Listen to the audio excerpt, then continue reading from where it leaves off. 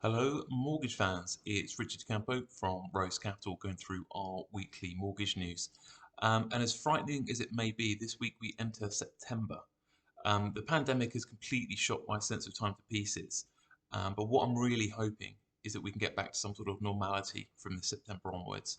I've got my eldest daughter going back into year four, and my youngest starts reception, which is terrifying in its own right. Any parent will tell you, you can remember the day you could hold them in the palm of your hand the next going to school, and it really does feel like the next day.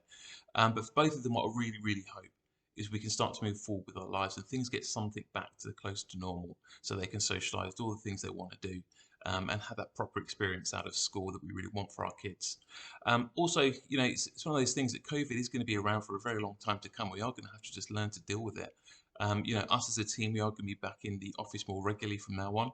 And also, it's been great to get down to AFC Wimbledon's new ground on Plough Lane with fans, which has been brilliant.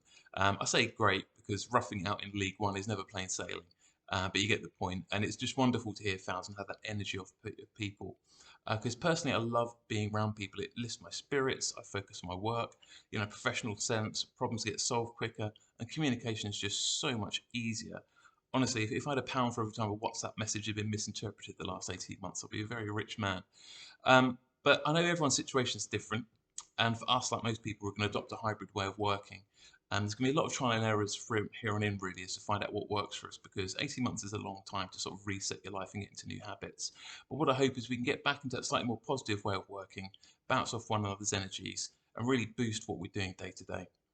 But specifically, talking of boosting, back into the mortgage world and for our mortgage news, the first headline I picked out from last week was London rental market rebounds. So there's some data released from a company called HomeLet that says incomes are now above pre-pandemic levels in London.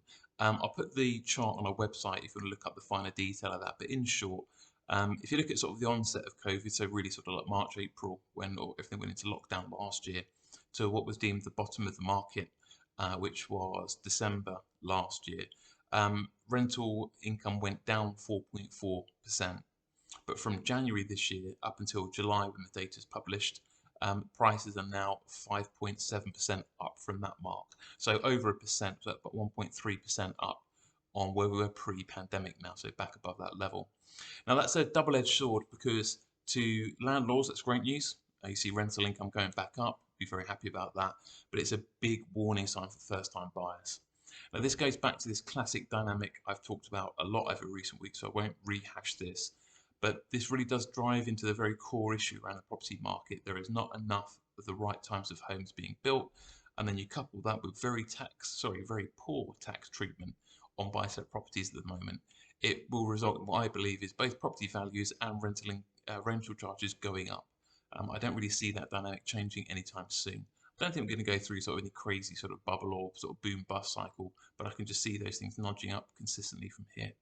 So that's a huge topic that deserves a separate write-up, and I probably will come back to that in recent weeks. But I think that unfortunately is the thing that's going to really bite us in a post-COVID, post-Brexit world until there's a major intervention, which I think needs to come from a government level.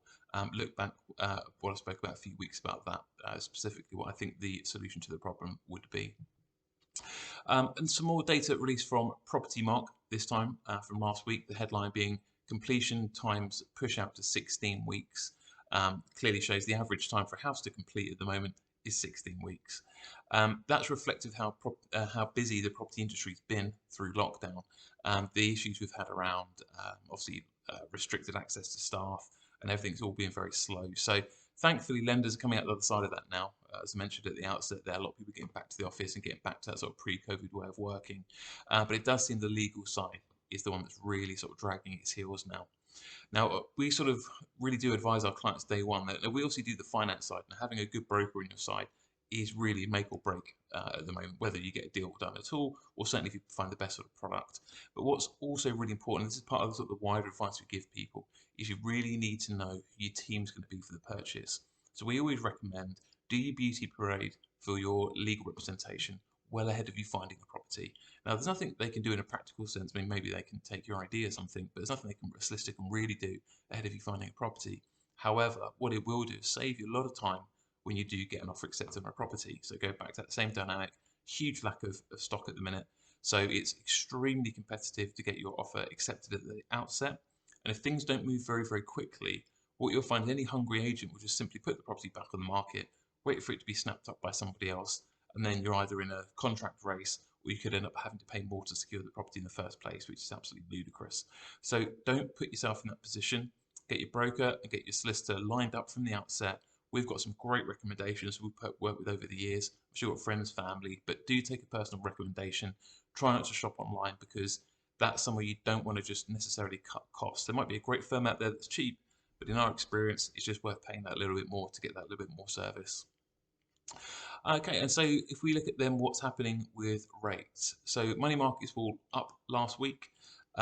As per sort of the recent updates, the outlook is very flat at the moment. So there's nothing sort of cause for concern at the minute, but it's interesting that interest rates are just starting to nudge back up into market rates at the minute.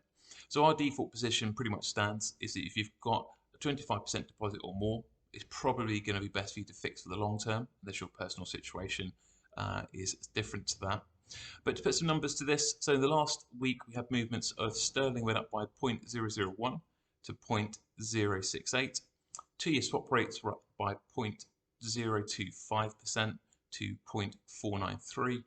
5-year money was up by 0.47% to 0.717, and the Bank of England held the meeting interest rates at 0.1 in the last meeting.